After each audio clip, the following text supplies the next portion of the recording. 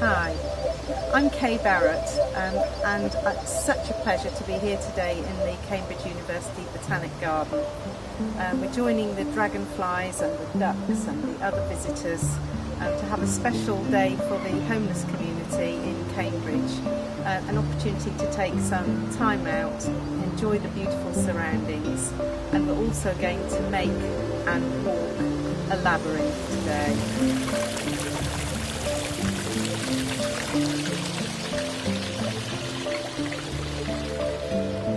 My work up till now with the homeless community in Cambridge has been with music, but lately I've become very interested in using labyrinths as a form of walking meditation and also just for fun, which gives an opportunity for people to reflect on their lives and listen in to what their inner wisdom is saying.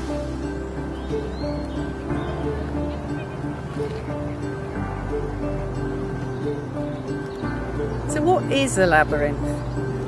Well, a labyrinth is a little bit like a maze, but it doesn't have any dead ends or tricks or wrong turns. It also doesn't have walls, so you can see where you're going, and at any point you could, if you wanted to, just step out of it. But over the years it's been used in many different ways, and in fact it goes back to pre-Christian times.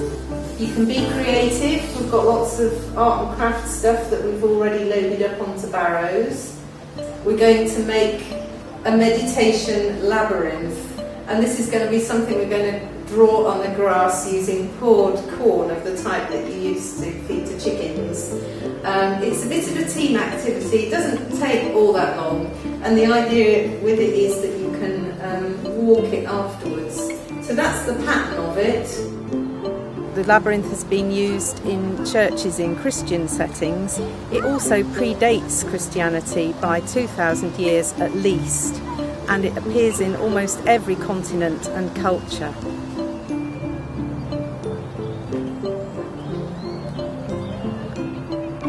So here we are, we've walked across the garden, we've got everything ready to make our labyrinth, and today we're going to be making it out of mixed corn, which is a lovely bright yellow mixture of maize and wheat and other grains, which will show up really nicely against the grass.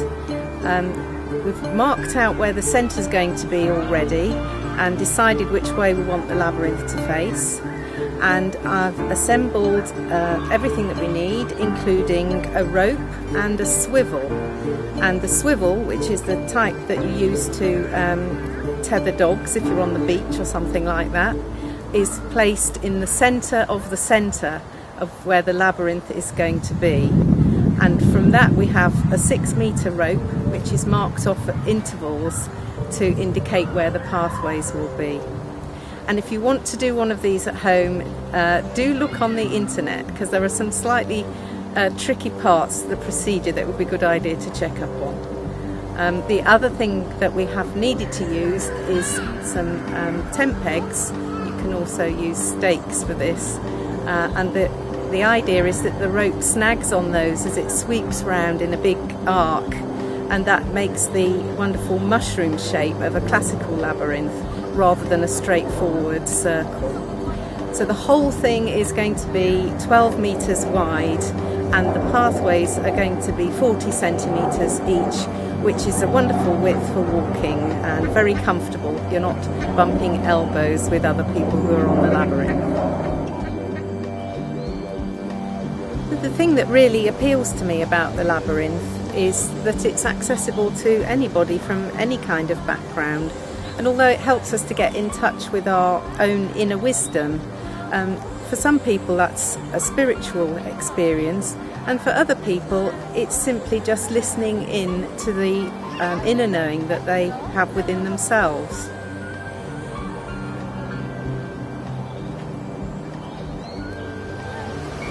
So just to tell you a bit about walking the labyrinth, there's no right or wrong way to walk it.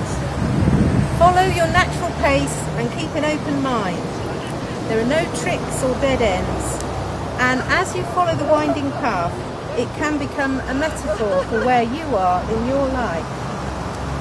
When walking with a group, as we are, you'll meet others on the path, it's okay to step aside to allow someone to pass.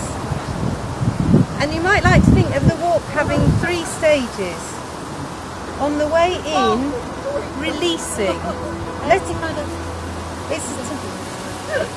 it's a time to let go of details and the thoughts of a busy mind.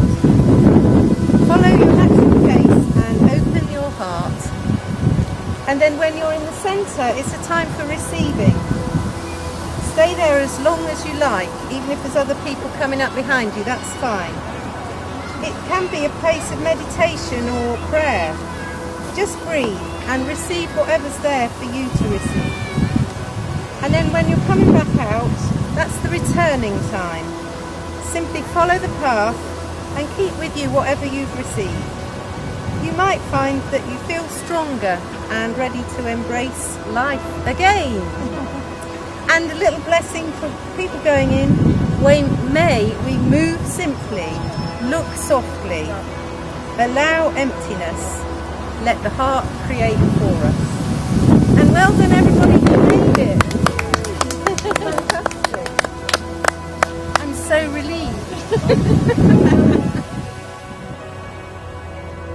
There's something of a labyrinth revival going on at the moment, and the person who has been responsible for that in America is a lady called Barrett.